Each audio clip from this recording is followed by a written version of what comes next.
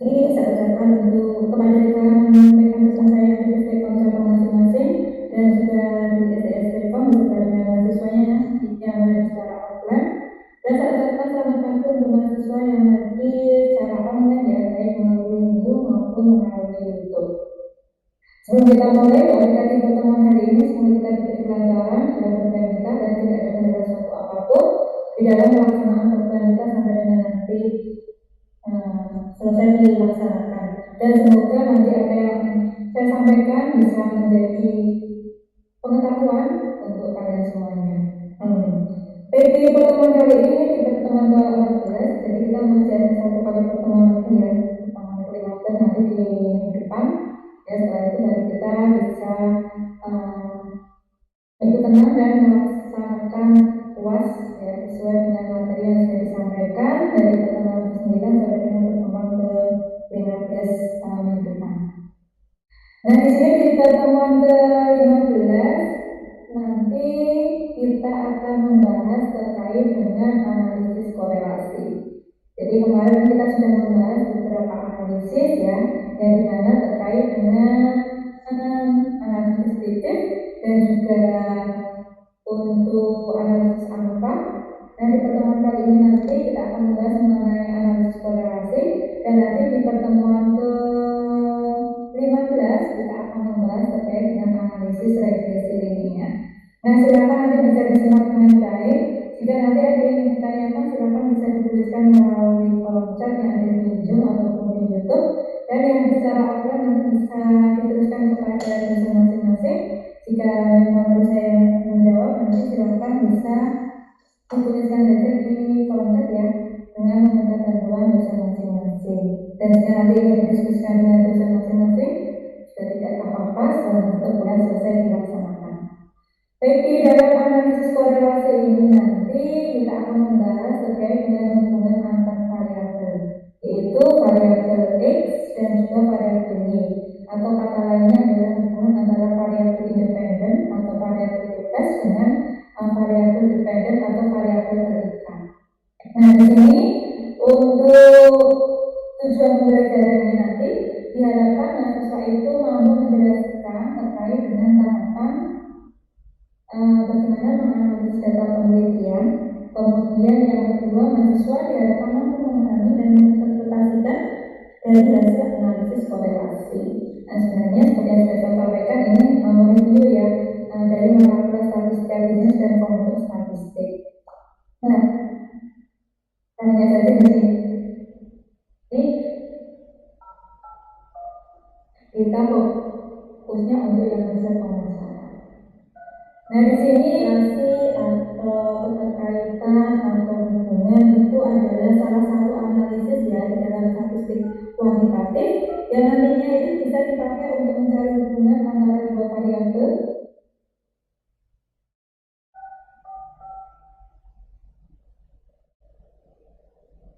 variabel yang bersifat kuantitatif. Nah, sebenarnya dua variabel ini maksudnya adalah variabel yang sudah saya sampaikan, variabel independen X dan variabel dependen Y.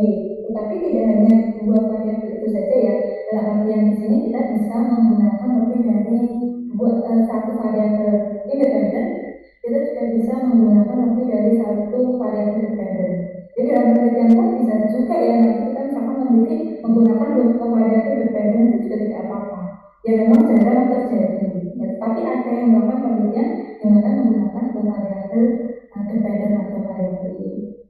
Nah, analisis korelasi ini merupakan studi yang itu membahas mengenai derajat hubungan atau derajat asosiasi atau keterkaitan antara dua variabel misalkan X dan Y. Nah, di dalam penelitian korelasi ini biasanya melibatkan bagaimana nanti peneliti itu mengumpulkan data untuk menentukan apakah dan untuk tingkat apa terdapat hubungan dua atau lebih variabel yang dapat dikuantitatifkan. Karena di sini kita membahasnya itu adalah analisis parametrik, dan nanti kita membahasnya terkait dengan metode kuantitatif ya, yaitu penelitiannya itu nanti hasilnya dalam bentuk angka yang nantinya dianalisis menggunakan sumber tertentu, bisa menggunakan SPSS, ya bisa menggunakan Smart TLS, bisa menggunakan AMOS ya, tergantung peneliti ingin menggunakan alat apa. Nah, jika ada beberapa derajat hubungan antara dua variabel atau lebih, ya, atau derajat hubungan biasanya ini diekspresikan sebagai koefisien korelasi yang nantinya itu bisa disimbolkan dengan simbol F. Jadi biasanya korelasi itu disimbolkan dengan simbol F. Ya, untuk mengetahui hubungan. Kalau misalkan di dalam penelitian tidak ada hubungan, ya tidak perlu untuk diteliti ya, karena tidak ada hubungan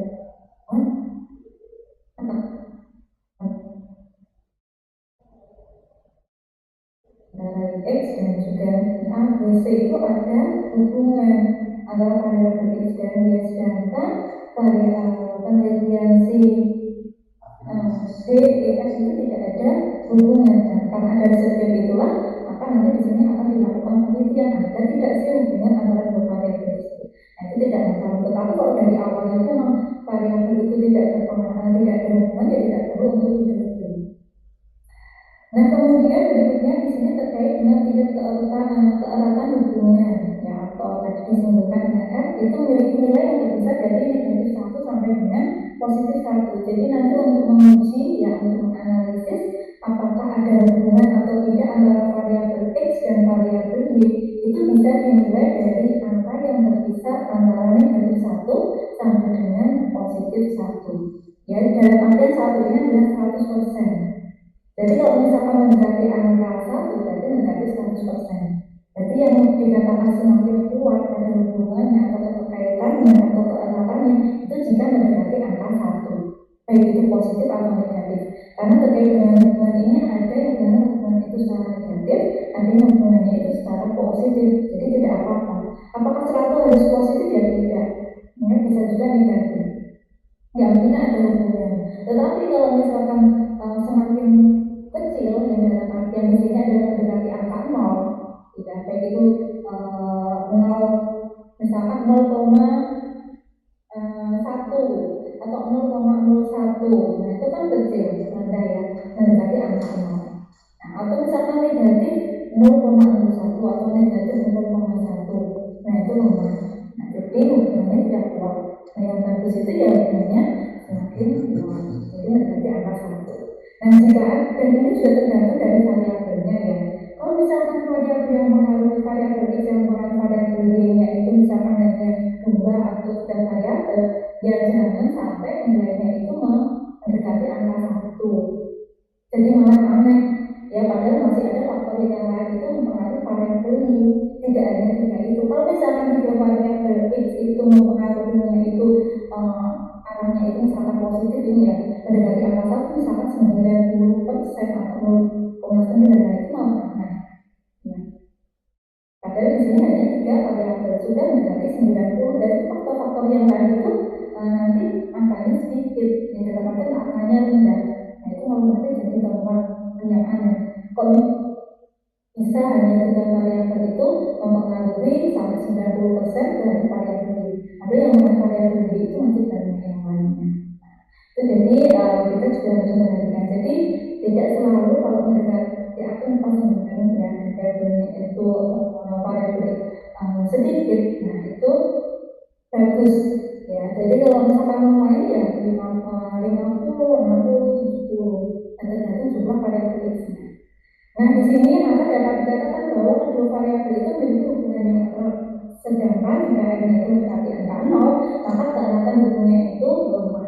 Nah, nilai negatif 1 itu menunjukkan adanya hubungan yang sempurna, namun bersifat terbalik atau negatif. Sedangkan hubungan positif 1 itu menunjukkan hubungan sempurna yang positif. Jadi ini nanti bisa dilihat dengan gambar sebagai berikut ya. Nah, ini nilai R-nya. Jadi kalau misalkan mendekati angka 0 itu lemah, baik itu positif atau negatif. Jika arahnya itu 0, berarti semakin lemah. Nah, maka dari itu sebelum melakukan pengujian ya, penelitian lebih lanjut itu terkadang kita peneliti itu perlu untuk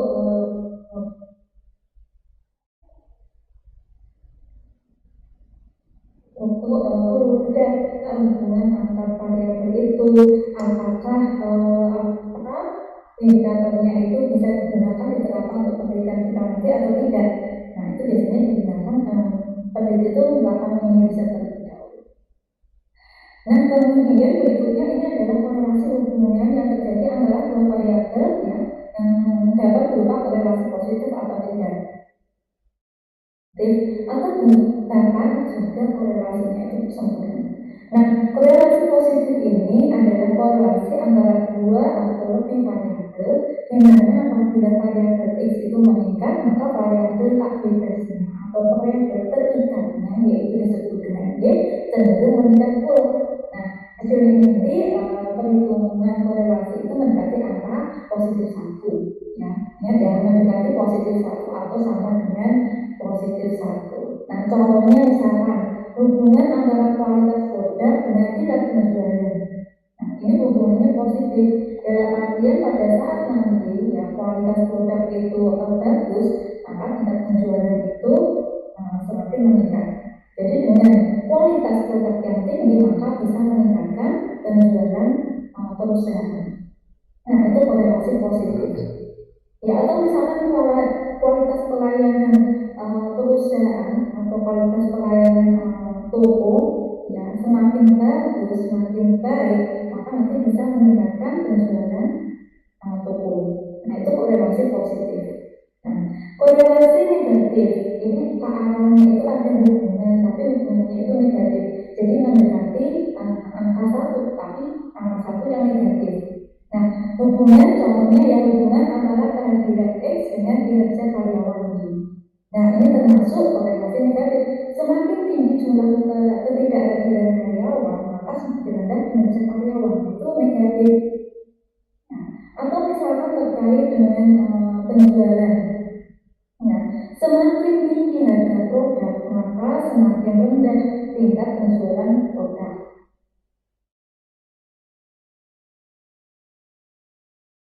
Nah, itu pun ya, jadi pada saat harga produk itu tinggi, ya dibandingkan dengan produk yang lain, pada produk substitusinya atau produk pesaingnya, maka tingkat penjualan perusahaan itu akan menurun atau semakin rendah. Nah, itu korelasi negatif.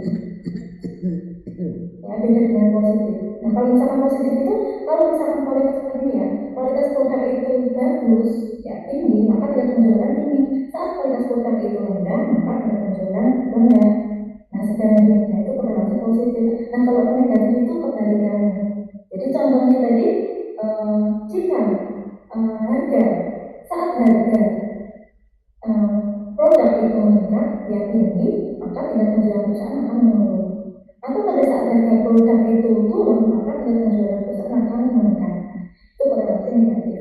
Nah, kemudian tidak ada korelasi, berarti tidak ada hubungan, tidak ada keterikatan antara variabel X dan juga Y.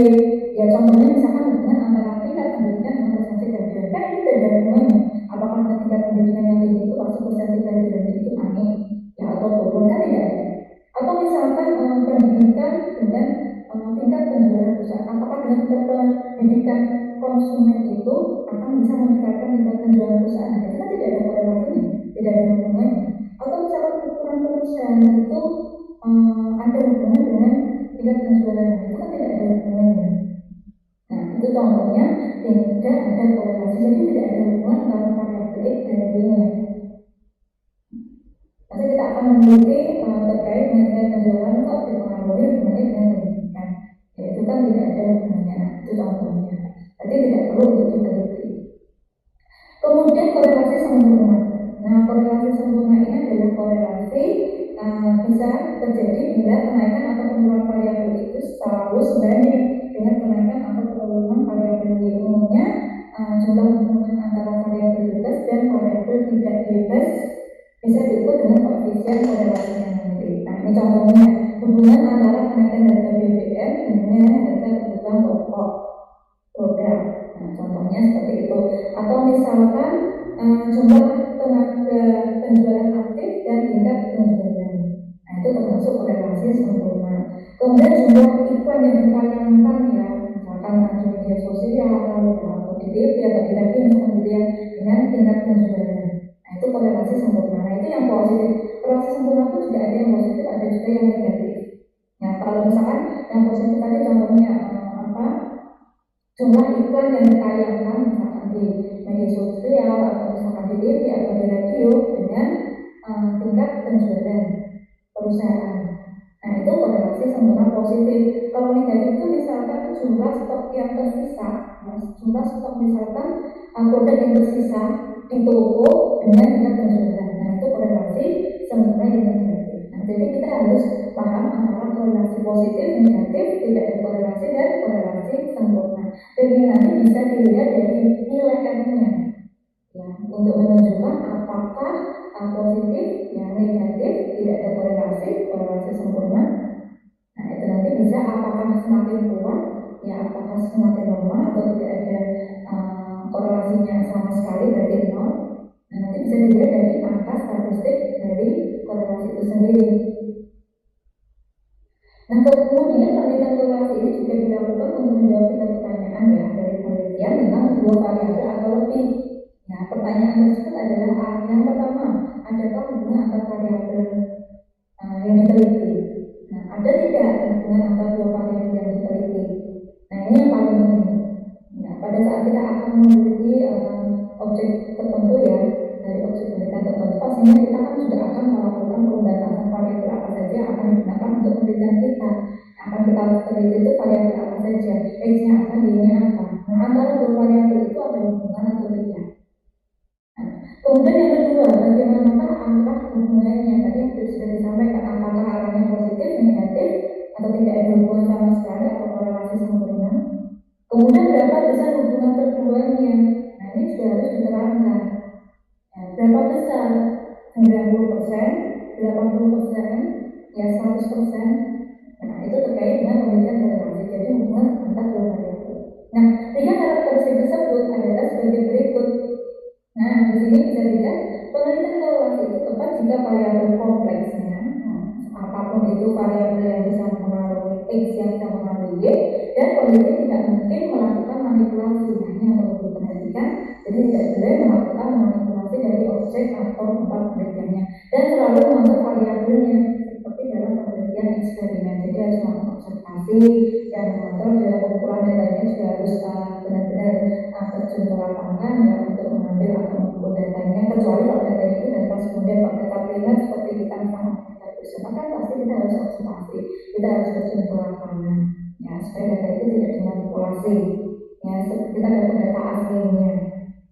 Nah, kemudian kalau data sekunder kan data yang sudah ada, ya kita tinggal download saja kalau data sekunder tanpa kita harus langsung ke tempat penelitiannya.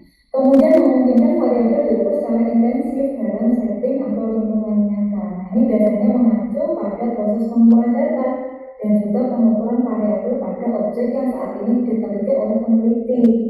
Nah, contohnya di sini terkait dengan diukur secara intensif. Jadi maksudnya di sini adalah peneliti itu harus memperoleh data tentang variabel yang diteliti secara mendalam dan juga secara rinci terkait dengan aspek-aspek ya dari variabel itu, tidak dari fenomena yang terjadi dalam penelitian yang akan kita lakukan. Nah, itu misalkan terkait dengan apa itu variabel diukur secara intensif. Dan di sini sudah dijelaskan dalam setting atau lingkungan yang nyata.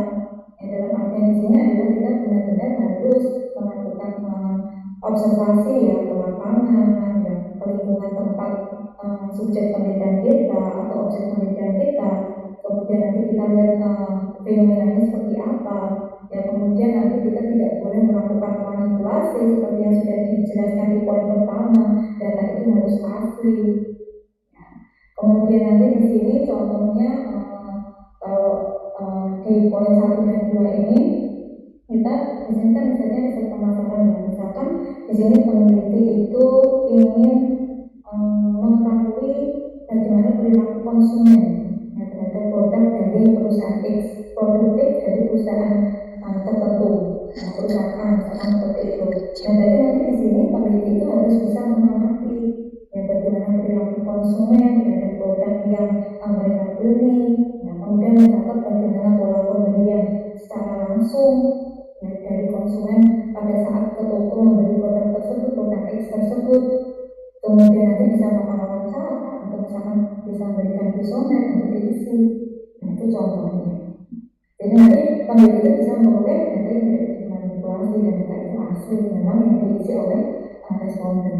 Kemudian ketiga adalah memungkinkan peneliti mendapatkan derajat asosiasi yang signifikan. Dalam artian di sini adalah metode penelitiannya itu harus metode yang terkait dengan bagaimana nanti menganalisis korelasi kita menggunakan variabel X dan juga Y dengan nanti menggunakan tambahan derajat signifikansinya, ya derajat signifikansinya yang nantinya itu bisa menggunakan apakah signifikansinya itu 2%, ya 1% atau 10%.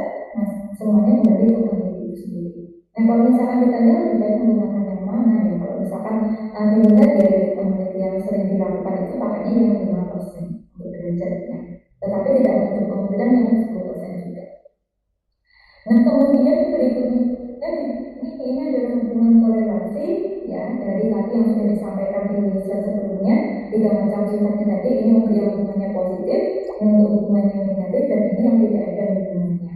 Jadi nanti kalau kalian sudah pernah mendapat mata kuliah matematika ekonomi atau matematika bisnis, pasti sudah tidak asing lagi dengan gambar-gambar seperti ini. Nah, jadi ini untuk yang regresi linear itu kan gambarnya itu garis lurus, ya tegak lurus, ya dari kiri bawah ke kanan atas itu positif. Kalau dari dari kanan bawah ke kiri atas itu yang negatif. Dan kalau misalkan seperti ini berarti tidak ada hubungannya. Nah, kemudian untuk jenis-jenis korelasi nanti sebenarnya ada beberapa, tapi di sini nanti yang dibahas hanya 2 saja ya, sudah digunakan oleh peneliti. Yang pertama adalah korelasi Rayleigh-Spearman, yang dimana korelasi ini nanti digunakan oleh peneliti agar mereka bisa mencari atau untuk menguji ada tidak signifikansi hipotesis asosiatif bila masing-masing variabel yang dihubungkan itu berbentuk ordinal. Dalam artian adalah data ordinal. Nah, korelasi Spearman Rayleigh ini bekerja dengan data ordinal. Nah, berarti nanti pakainya skalanya skala ordinal. Kan ada beberapa skala ya, ada nominal, ada rasio. Ya. Nah, ini menggunakan yang data ordinal karena jawaban responden merupakan data ordinal, maka data tersebut diubah terlebih dahulu ya dari data ordinal dalam bentuk ranking. Nah, jadi nanti dikonversikan dengan angka. Dan itu kalau misalkan seperti pisau kan itu kan nanti ada skala Likert-nya ya, 1, 2, 3, 4, 5. Nah, itu sudah disampaikan di pertemuan yang lalu. Nah, ini sebagai contoh ya. Ini sebagai contoh, misalkan ini data dari responden, ini variabel X, ini variabel Y-nya, kemudian nanti ini bisa diberikan peringkat ya X dan juga Y. Dalam artian di sini adalah ini angka 9 ini ya, nilai 9 ini peringkat 1. Nah, nanti di sini ada beberapa ya, yang dimana ada jawaban yang sama. Jadi misalkan ini 9 ini ada 1, berarti peringkat 1. Ada 8, ini berarti peringkat 2. Nah, peringkat 3 ini yang malah 7. 7-nya ada 2, 7 ini ditambah. Karena tidak bisa. Kan harusnya 7 ini ada 2, berarti ini peringkat 3, ini peringkat 4 tidak bisa. Ini kan sama. Ya, akan nanti ini 7 dan 7 ini ditambah. Dibagi 2. Jadi dicari rata-ratanya. Jadi nanti di sini ditulis 3,5. Ya, jadi tidak bisa 3 dan 3. Ini untuk yang jenis korelasi Rayleigh-Spearman. Nah, kemudian dari 7-nya ada 6 tidak? Nah, 6 ini juga ada 2.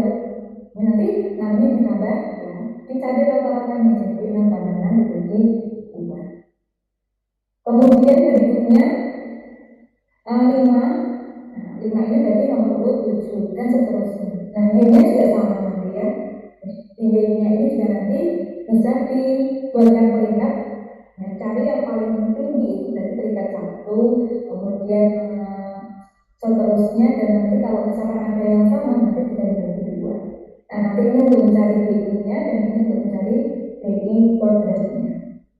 Nah, kemudian di sini nanti untuk hitungan ini sebenarnya sudah ada di Fakultas Statistika. Jadi di sini saya langsung saja ke hasilnya. Jadi P-nya ini rumusnya ya dari korelasi Rayleigh-Spearman. P-nya adalah 1. P ini korelasi Spearman ya. Korelasinya itu diberi simbol P sama dengan 1 dikurangkan 6 sigma P kuadrat dibagi dengan N ya. Populasinya dibagi dengan N dikuadratkan dimakan 1. Nah, ini sudah ada penjelasannya dan sekarang perlu dimasukkan ke dalam rumus ya. 6 dibagi jumlah P kuadrat ini 7, kemudian dibagi dengan N-nya ini ada 10 ya. N-nya ini total pengamatan itu adalah populasinya. Nah, kalau ini totalnya memang ada 10 ya, berarti itu sudah dianggap populasi. Tapi kalau misalkan masih ada yang lain ya itu berarti dianggap dengan sebagai sampel. Jadi N-nya yang kecil. Nah, dikalikan dengan N dibagi dengan 1. Nah, angkanya adalah 0,957. sebagai interpretasi nanti angka itu ya, atau kata lainnya adalah angka statistik ini nanti akan kita bandingkan dengan tabelnya, ya, nilai tabelnya. Jadi nanti kalau di dalam analisis itu kan pastinya ada perbandingan ya dengan nilai tabelnya. Apakah P tabel, apakah S tabel. Nah, kalau di sini nanti P tabel. Nah, P tabelnya nanti bisa dibentuk. Nah, ini sudah saya tampilkan di PPT-nya ya. Jadi nanti di sini karena jumlahnya di sini ada pengamatannya 10, maka nanti di sini kita ambil yang N-nya itu 10. Ya, kemudian nanti di sini apakah tutelet atau one-tilet. Nah, kalau misalkan di sini ternyata tutelet ya nanti kita pakainya yang atasnya ada 2 dan 1. Ini yang tutelet, ini yang one-tilet. Nah, ini sudah disampaikan di pertemuan yang lalu. Maka dari itu ini penting. Jadi kalau misalkan penelitian kita itu hipotesisnya itu ternyata tutelet, ya kita ambil yang atas. Tapi kalau one-tilet berarti kita ambil yang bawah. Nah, kalau misalkan derajat signifikansinya itu 5%, berarti 0,05. Kalau tutelet dapatnya ini, tapi kalau one-tilet nanti dapatnya yang ini. Nah, 0,05. Nah, ini kan bedanya angka ini. Nah, angka ini beda kalau dikalikan dengan hasil nilainya, ya, itu nanti juga akan berbeda kalau dibandingkan. Maka dari itu ini penting ya, tutelet dan one-tilet. Jadi kalau misalkan itu tutelet, berarti angkanya 0,648. Maksud di sini ya 0,648. Ini nanti kita bandingkan dengan nilai hitung dari P-nya, yaitu 0,957. Nah, berarti di sini bisa dijelaskan 0,957 lebih besar dari 0,648 dari P tabel. Seperti itu ya. Jadi nanti di sini bisa dikatakan menolak atau dan menerima dan adalah ada hubungan ya antara X dan Y, karena disebutkan di sini lebih besar ya nilai P hitungnya dengan P tabel. Nah, kalau dari hasil output SPSS-nya nanti kita cari yang korelasi. Jadi nanti kita bisa masuk ke menu correlation untuk nanti melakukan analisis terkait dengan korelasi range karena. Dan hasilnya nanti yang kita pakai ini, ya ini ya hasilnya kan sama 0,957. Nah, ini yang kita gunakan untuk membandingkan ya dengan P tabelnya. Nah, ini masih besar. Nah, ini 0,957 ini dari hasil output SPSS. Nah, kalau ini dari hasil perhitungan manual. Ya, jadi kalau misalkan mau dihitung manual ya pakai rumus ini. Kalau misalkan mau lihat hasil SPSS-nya ya nanti kita cari dari menu correlation. Nah, hasilnya sama. Nah, kalau misalkan kita akan membandingkan dengan signifikansinya 5%, ya nanti di sini kita bisa lihat ini signifikansinya pakainya tutelet. Ya, karena di awal itu pada saat masuk ke menu SPSS di correlation itu tidak ada pilihan tutelet atau one-tilet. Nah, ini terkadang itu diabaikan oleh peneliti. Ya, harusnya itu tutelet, pilihnya one-tilet, atau harusnya one-tilet, pilihnya tutelet. Jadi nanti akan berbeda. Nah, di sini nilainya 0,00. Nah, berarti nanti di sini bisa dikatakan 0,00 itu lebih kecil dari 0,05. Jadi bisa dikatakan H0-nya itu ditolak dan H-nya diterima dalam artian ada hubungan antara X dan Y. Nah, ini contoh yang lain. Misalkan seorang peneliti ingin meneliti ya hubungan antara variabel ease of use dengan information quality. Nah, ini adalah hasilnya ya, dari kuesioner yang sudah disebarkan dan ini yang sudah dikumpulkan datanya dan hasil korelasinya di sini kita bisa lihat nilainya adalah 0,679. Nah, ini lebih besar dari 0,362. Dari mana 0,362 ini dari tabel ini. Nah, diperoleh dari mana ini? Kita lihat jumlah pengamatannya. Jumlah pengamatannya di sini ada 30 sampelnya. Nah, kita ambil saja di sini 30 dengan tutelet 0,362. Kita masukkan di sini. Nah, ini lebih besar. T statistiknya atau nilai hitungnya lebih besar dari 0,362. Jadi dikatakan ada hubungan nah, ya, antara isi of use dengan information quality. Kemudian berikutnya korelasi person atau produk mengenai yang sering digunakan ya. Ada nanti yang beda, tapi nanti di sini tidak saya sampaikan. Ya, tapi juga kadang dipakai. Tapi yang sering digunakan adalah korelasi person ini dan juga yang pertama tadi. Nah, korelasi person atau sering disebut dengan korelasi produk mengenai ini merupakan alat uji statistik hipotesis asosiatif atau uji hubungan dua variabel bila datanya nanti berskala interval dan rasio. Jadi nanti ini untuk yang skalanya itu interval atau rasio. Nah, rumusnya nanti adalah menggunakan rumus R ini simbolnya dari korelasi Pearson ya, dengan rumus yang disajikan di sini. M ini adalah sampelnya, X ini adalah variabel X, dan ini adalah variabel Y. Nah, dimana nanti ketentuannya seperti yang sudah disampaikan tadi ya, yang semakin kuat itu yang mendekati angka positif 1 ataupun mendekati angka negatif 1 itu dikatakan kuat ya. Tapi kalau misalkan mendekati angka 0 yang tadi dikatakan tidak ada korelasi. Nah, ini untuk tabel koefisien korelasi nilai R-nya. Jadi nanti bisa disebutkan angkanya. Jadi kalau misalkan ini saya ambil dari Sugiono ya, 2017 dari bukunya Sugiono. Nah, bukunya yang berdiri juga ada. Nah, tergantung kita menggunakan bukunya siapa. Nah, interval koefisiennya nanti hasilnya kalau misalkan 0,8 sampai dengan 1, jadi 80% sampai 100%, ini dikatakan sangat kuat hubungan antara variabel X dan Y. Jadi ada hubungan yaitu kuat, ya sangat kuat ya. Kalau 0,6 sampai 0,799 kuat, 0,4 sampai 0,5 cukup kuat, dan 0,2 sampai 0,3 itu rendah, dan 0,00 sampai 0,199 dikatakan sangat rendah. Kita lihat di sini. Ini misalkan seorang peneliti ingin mengetahui pengaruh brand awareness ya, bersifat quality dan brand association terhadap brand loyalty dari program quality awareness. Nah, di sini ini adalah variabel-variabel dan juga kuesionernya nanti ya, yang akan disebarkan kepada respondennya, yang akan dijawab oleh respondennya. Nah, ini untuk variabel X1, ini variabel X2, 3, dan Y. Jadi di sini ada 3 variabel X, brand awareness ya, previous quality, dan brand association. Nah, ini nanti adalah loyalitas merek. Dan ini adalah hasil jawaban dari responden. Jadi ini adalah data yang diambil dari responden. Ingat ya, untuk nanti melakukan pengujian kita harus menjumlah ya hasil jawaban dari X1, X2, X3, dan sebagainya. Jadi kita tidak bisa hanya menggunakan jawaban dari satu kuesioner di sini, itu tidak bisa. Jadi harus di total. Kecuali kita akan menguji kualitas data seperti validitas dan reliabilitas, itu berbeda lagi. Nah, kalau misalkan untuk uji regresi ya, korelasi apa itu harus di total. Nah, ini hasilnya. Ini untuk output SPSS-nya. Jadi nanti di sini kita bisa menggunakan beberapa yang bisa digunakan ya. Peneliti itu ada yang menggunakan RNA, ada yang menggunakan R-square, ada yang menggunakan adjusted R-square. Nah, biasanya yang sering digunakan itu yang adjusted R-square.